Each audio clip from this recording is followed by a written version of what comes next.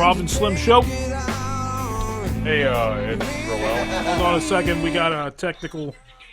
We don't have technical difficulties, we're just not back for break there.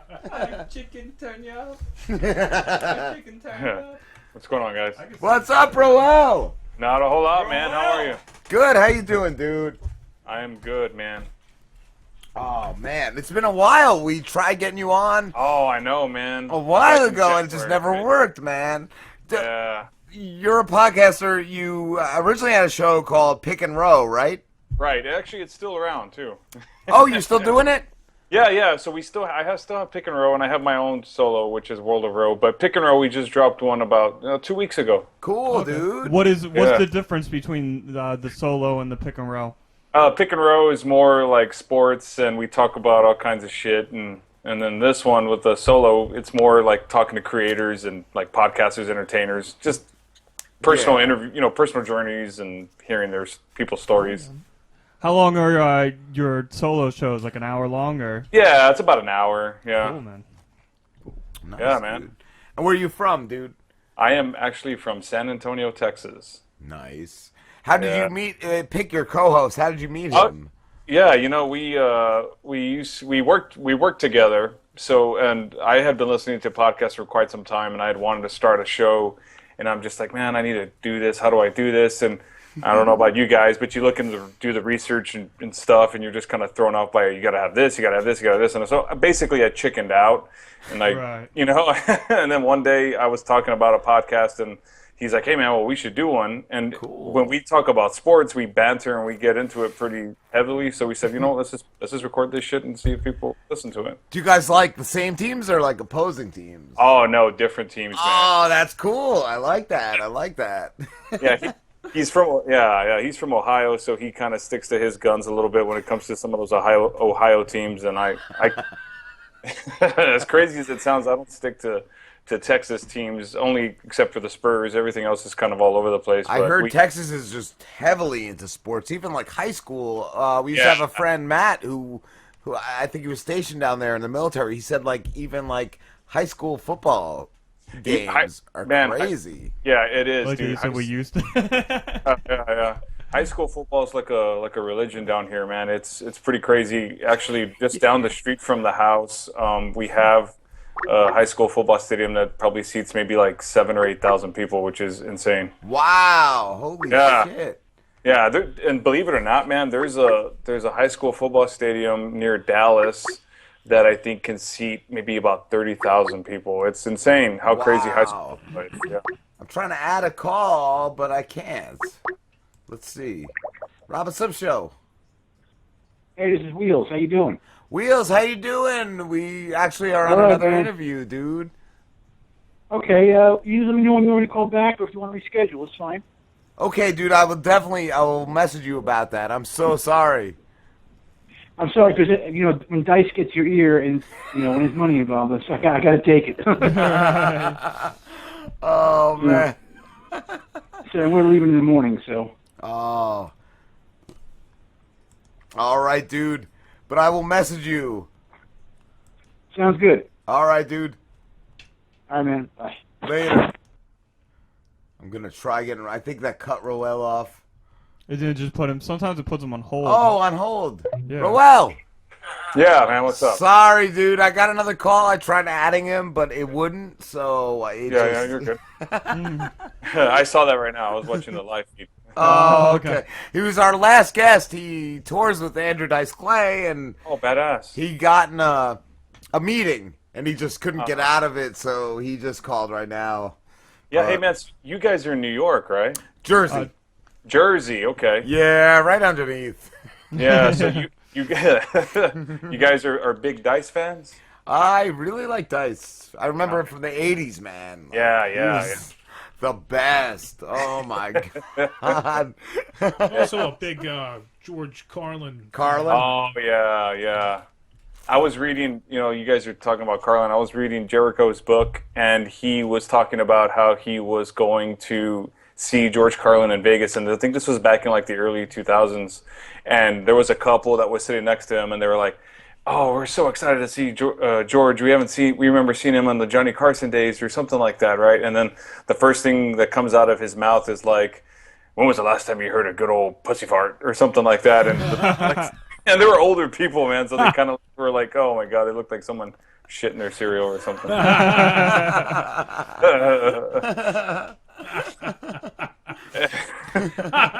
Yeah, man, he didn't hold back, that guy. No, he did not care. But No.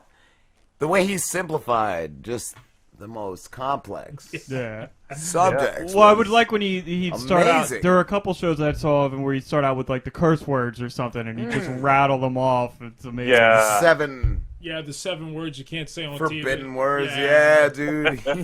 Because he got banned originally from TV, Yeah, I think, for Right. saying them. Well, 7 dirty words. I remember he was really popular in the 80s. Well, I mean, obviously, but he was always on HBO in those stand-up comedies, and I think that was kind of like the early beginnings of seeing stand-up comics like him, Bobcat Goldthwait, I think, just to name a few that I remember. So, yeah. Nice. That's cool, man. Yeah, man. Yeah, I mean, I don't know if Bobcat's actually on his level, but I just still remember being hilarious in the 80s. But Yeah, he's cool. It was good. yeah, he's like a director now or something. So Yeah, definitely. Well, Yeah, how long have you been doing the show for, Roa? You know, since August of last year, actually, the solo show started in January, and yeah, man, just been trying to knock it out. I think I met you guys right after we started Pick and Row, a few months after, and I listened to the show here and there. And actually, Pod Underground was the one who had said, "You get in touch with Robin Slim. I think you guys could do some cool shit together and things like that." And That's cool. yeah, I still keep in touch with him. So Yeah, me too, man. Every now Yeah. and then I'll message him, like, or he'll tweet. He'll just say, like, I caught this person on the Robin Slim show. Like, it was cool. Like, yeah. I know he loves us. He listens, like, he told us our style is, like, reminds him of why he got into talk radio in the first place. He's a really cool dude. Yeah, and I had no idea that you guys did, because I listened to your show on SoundCloud. I had no idea that you guys do like a live broadcast and everything. That's pretty cool. Yeah, man. Yeah, we started right off the bat from this show. Nice. We did another show before, like you said, we did a show earlier, but when we started the Robin Slim show, I think it was always Live right away, yeah. Yeah. I think we had Yeah. always had the intention to go live, but it was, getting the equipment. Like, I think you mentioned earlier about how, like, you get discouraged when you start looking into podcasting and you see all this Yeah, stuff. So that made me think of when, Slim. When like, I checking had this out. started this project, when we started it, like, and I looked into it, I went the minimalist route. Like, I literally got like a Samsung Go clip-on mic, and we just would set it. I think we put it on like a cup or something. It was and- a Sterlite container. a Sterlite Like a little container. Sterlite And we container would with set it on, drawers. and we would sit on like this circle table, and all just talk into the Samsung Go mic. So it took us a while, and then and I also, because I didn't want to invest all the money, because I was like, I don't know how long we're gonna stick to Yeah. this. Yeah. So. But, after a year, and I was like, okay, we're going to do this, and then I started upgrading equipment, and that was when I was like, okay, now we have the stuff we need to go live, and that's what we wanted to do from the beginning. Yeah. Yeah, that's cool, man. Well, I like the show. I dig it. I like what you guys are doing, man. Especially with the live broadcasting. I think that's like an untapped resource in podcasting, man. Yeah, I feel like I've had some shows like tell us we're not really a podcast because of that. Like we're Yeah. more the Well, live deal. Well, Fifthcast, I think they do the occasional live podcast broadcast thing, but you guys do this on a weekly, man. So I mean, that's a lot of time and effort into it, man. But you can hear it though, man. It's pretty awesome. That was the other thing I think of. Like somebody told us way back. I think Pistol Pete said the interviews, just the amount of interviews we do a show sets us apart. Yeah, it's true, man. Yeah. So is it always like a 3.5, 4 hour show that you guys do every Wednesday? Yeah, man. 4.5 every Wednesday. Wow, man. It 6 built interviews. it built to that though, man. When we first started, we would get together we would be sitting around the We'd table be for there that long. 3 hours, but we would only have 45 minutes of audio. Yeah.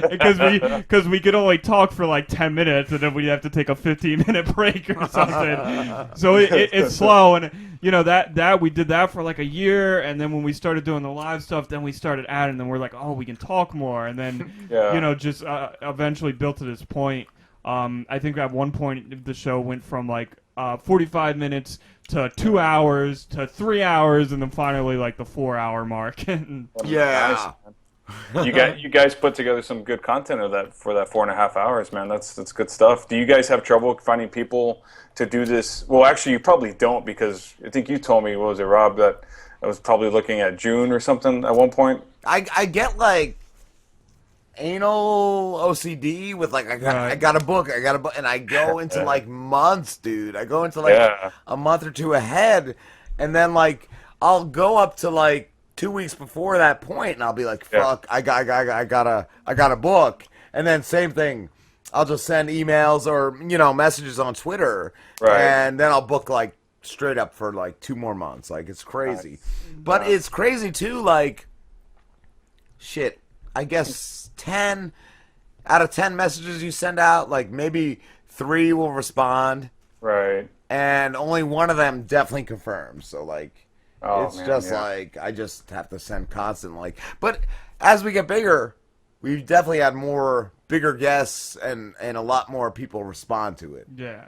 Very cool. Very cool, man. Well, there also are some people that don't respond for like a year or so, right? Like, wasn't that Botsy, I think? Wow. We had a guy earlier. You're like, hey, man, I talked to you about a year ago about being on your show. And you're like, who the fuck are you? I messaged him and he never got back. And then, like, a couple months ago. That's why I don't know if, like, they wait for you to have, like, more of an audience or what. Yeah. Like, I'm not sure, dude. Yeah, and I've come across that too, man. I tried to...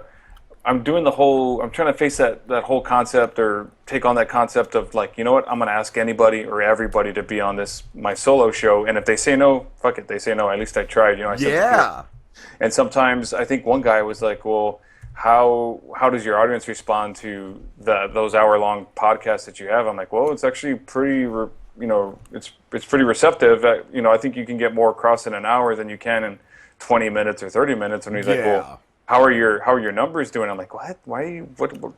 I mean, they're doing good. At least that's what Lipson says. They always want downloads, like amount of downloads. What? Yeah, I mean, it's a slow build process, but at the same time, it's just bullshitting and having a good time. So yeah, man. Yeah. So do you take anybody who will respond to you, or are you kind of like a little, because like Rob has recently, like originally we were just anybody. Yeah. We were like, we were taking like dating coaches like in the beginning, and they were awful. They're the worst. Eventually, Rob, realized like, okay, we do go with comedians, other podcasters, and the occasional writer and actors and stuff like that. Yeah. I want to take that approach, but I mean, obviously, I think if anybody who's got like a creative sense of what they're doing, or they have a journey or story, I'd like to hear about it. That's what I'm saying. Yeah, everyone's got a story. I had a band on Saint Diablo, and the lead singer and the guitarist. I went to the venue and I had a face-to-face with them, which is kind of cool. I had a guy who wrote a review on their album, and he was like an author or publisher, and he was like, hey man, I'd be happy to talk about Saint Diablo's album review with you on your podcast. And I'm like, well, I mean, and I touched base with Fear, and he was like, maybe you should, do it. I'm like, well, okay. So I looked into his background a little bit. It was a little bit, I don't know if it's different, but I mean, not something, I don't know. I kind of just like, I said, you know what, fuck it, I'll do it, right? Just to talk to somebody, right? Yeah. But I lost track of his info on Twitter, so I'm like, oh shit, I hope he's not listening to this. But but it's funny, man. I mean, but I want to have a guest every week, man. Like I talked to a blogger or a world traveler a few episodes back, and that was pretty interesting. That's cool. Yeah, man. I mean, just fucking living the dream, not having to do the 9 to 5 or whatever it is, it was interesting. Yeah, that's really cool. Who's it? Bert Kirshner. Oh, I've tried reaching out to, and he's... Oh, yeah. Bertcast. Yeah, I emailed him. He's like one of the original, like... Yeah, he's a badass, dude. I love his podcast. Did you ever hear his story on The Machine? No. He was in college, and the class trip was to Russia, and... The only, like, he was in, I guess he took Russian, And the only thing he remembered was in Russian was "I am the machine." So when like the Russian mafia approached him, he said "I am the machine," and they thought it was great, and they took him under their wing, and like they robbed the whole train of students. Wow, I think his teacher told them to like stop, and the one dude in the Russian mafia spit like he took a shot of vodka and like spit in her face and told her not to disrespect the machine. Wow. Oh man, he is hilarious. So did he respond back to you? No, I emailed his publicist, I think, and okay. hopefully, fingers crossed, we hear back from Bert Kirshner. Yeah, that would be a huge get for you, man. Yeah, man. So you guys like comedians yourselves, or you stand-up stuff, or how did y'all get into this, man? With when y'all started y'all show? I did radio, probably early 2000s. Okay. And I you did get the that. Voice. Yeah, that's where Thanks, that voice dude. is from. I did that for a lot, probably about a year, and me and my buddy Derek, I worked with him. Our whole plan was like do the Opie and Anthony thing, take over, switch it from radio, music to like talk radio. And they did not like that. Everything we tried. Oh man. The what's that? The hotline. Right. Would be lighting up. It was like a fire alarm in the wall. Anytime like someone from the station wouldn't like something, they'd call, and that was always the case. And we did a gig. We had our first gig. It was alone. We were so proud of it. And the person from sales didn't show up, and like the owner of the club was really offended that we were sent there, and they pulled like 2 weeks of advertising, and we got fired over it. Oh, damn, that sucks, man. Yeah. And like, I can't tell you how many years went by. Like, I always wanted to get back into it. It was like kind of depressing because you weren't like huge, but you were kind of like popular just because you worked for that station. Right. And I always wanted to get back into radio, and the podcast thing came out. I asked a couple people over the years, and like everyone was like down. Everyone was like, "Yeah, we'll do it." But when it came to be like time to do it, nobody came through. And then Slim out of the blue one day, were you doing it with your cousin? Well, see, it was literally out of the blue for me. I've always been the type of guy where, like, literally I have a new adventure I'm doing every month. And I'm like, I've done this, and I've done that, and I've done that. And suddenly I'm like, I want to do radio. So, like, me and my cousin tried doing something, and it sucked. And then, like, I knew Rob was in radio. I was like, oh, I want to, let's do a podcast. It's just like radio. Let's just do it. Yeah, nice. And that was, that's how that happened. I remember, like, I don't know, did you do one show before I joined you guys? Or? Yeah, like maybe like one or two. Because I was in Walmart with you after we started.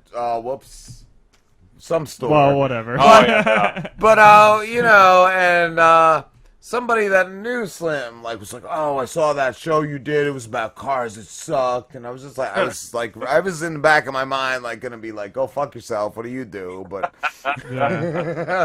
but it was like, he had just started out. I think he did one or two maybe before that, and like this person was just talking so much shit. Then I started driving him to the show.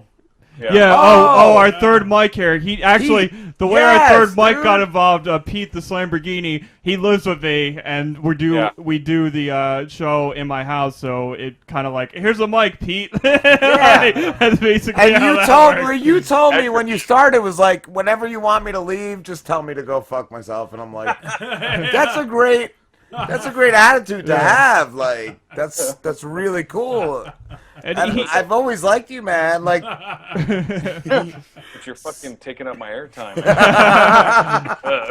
I think Pete. I think it took you a bit to get like comfortable with it. Yeah. Like now, like you're like you're on point. Like you're the star half the time. Yeah, dude. But nice. So it's always been the three of you guys, huh? Yeah, pretty much. Well, we've had mixed people up. So when Rob and I started, we had my cousin Brandon, and he was 19 at the time, and we ended up. I had to kick him off, and I did that with a text message. So I was just like, "We don't want you anymore." But the fourth mic thing was going for a while. The fourth mic was going. Yeah, after we kicked Brandon and started doing the Rob. Oh wait, there was one point where our buddy Hollywood Christian Vogel, when we had Brandon on, we wanted to make him our fourth mic, and Yeah. he did it for like maybe 3 shows, and then like, oh, I can't, guys, I got other things. And I got a whatever. family. I got a family. I cannot. So that, No, there's nothing wrong with that. But I know. that had fallen off, and then when it was just me and Rob, we did I think 1 show literally when it was just me and Rob. Yeah. And then we started kind of just inviting different people in, and then Oh. eventually Pete.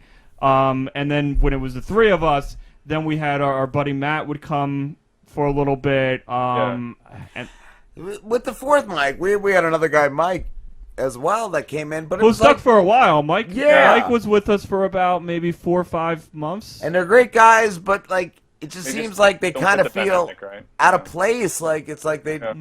like me, Slim and Pete, like we jump in. Like the fourth guy is kind of always like, I don't know if Just it's sit the oddball Yeah. out. Yeah, kind of. Yeah, I don't know like, if it is because you're the fourth wheel, or if those guys just weren't really passionate about. Yeah, he was doing maybe the this, you quote know? unquote third wheel because I mean Pete doesn't. He just automatically fits in with the show kind of thing. Yeah. Yeah. He came Nah, with the that's- show, we say. Like I So you said, we just- just set a mic down and it's like, So here you you go. just told him like the fuck off. Yeah, that's what it was. But yeah, it's like the fourth guy. Like I kind of feel like they're always like waiting on us 3, and then Yeah. if they have a chance, they jump in. Maybe that's what makes it like. Maybe. Yeah, But 'cause, I I mean, th- it's kind of hard to get with the dynamic that the 3 of you have, and then you try to put a 4th person. It's Yeah. just, I get it, man. And I think it's finally after this this guy that we had for a couple months, Mike, who just stopped showing up. Didn't even tell us. He just kind of stopped showing up. Yeah, he kind of did it dirty. Whatever, but like after that, in the past couple of shows that we've done with just the 3 of us, I think we realized like, okay, this is it. We're not gonna push to go get a 4th mic. Like the 3 of Yeah. us have great Yeah. chemistry. We do fine without that 4th mic. Gamer Jules says she'll rock that mic. Yeah. But yeah, like Christian, he could come back like anytime he wants. He has. Anytime he's got the night off or could take it Yeah, off, he he could come comes and join in. us, Like we do that, Nice. but we don't rely on it anymore. Like Slim was saying, like. Yeah. So is it normally just like you're Skyping or your guests call in? Do you normally have anybody like in person or anything? We do when certain comedians. I think next week we Yeah. have comedian Kevin Israel coming in next week. Oh, really? really? We have Kevin coming? Yeah. Cool. Yeah, he's and cool. when we have a live guest, we give him an hour. Is Nice. Dave coming too or no? I don't know. Okay. No, just Kevin. Like I reached out to him, but we've had musicians. We've had who's the one you found? The musician.